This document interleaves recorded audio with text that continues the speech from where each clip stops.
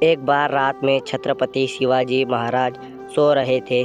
एक तरह 14 वर्ष का बालक किसी प्रकार उनके सोने के कमरे में छिपकर पहुंच गया। उसने शिवाजी को मार डालने के लिए तलवार निकाली, किंतु जैसे ही तलवार चलाने के लिए उसने हाथ उठाया, तानाजी ने पीछे से उसका हाथ पकड़। छत्रपति के विश्वासी सेनापति तानाजी ने उस लड़के को पहले ही देख लिया था और वे यह देखकर उसके पीछे पीछे आए थे कि वह क्या करना चाहता है। शिवाजी की नींद टूट गई। उन्होंने बालक से पूछा, तुम कौन हो, यहाँ क्यों आए हो? बालक ने कहा, मेरा नाम मालोजी है, मैं आपकी हत्या करने आया था। शिवाजी, तुम मुझे क्यों मारना चाहते हो? मैंने तुम्हारा क्या बिगाड़ा है? बालक, आपने मेरी कोई हानि नहीं की है, लेकिन मेरी माता कई दिनों से भूखी है।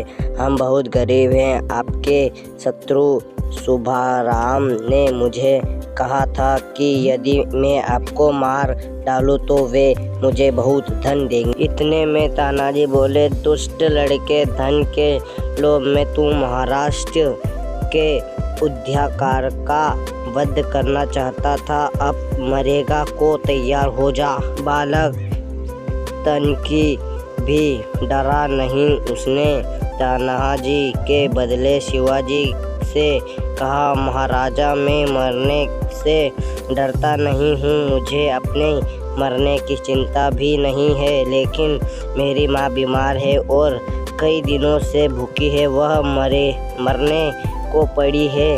आप मुझे एक बार घर जाने दीजिए, माताजी के चरणों में प्रणाम करने में फिर आपके पास लौट आऊँगा। मैंने आपको मारने का यत्न किया, अब आप मुझे मार डाले, यह तो ठीक है ही, परंतु मुझे थोड़ा सा समय दीजिए। तानाजी ने कहा, तुम हमें बातों में धोखा देकर भाग नहीं सकते हैं। बालक बोला, मैं भागूंगा नहीं, मैं मराठा हूँ, मराठा झूठ नहीं बोलता। शिवाजी ने उसे घर जाने की आज्ञा दे दी। बालक घर गया।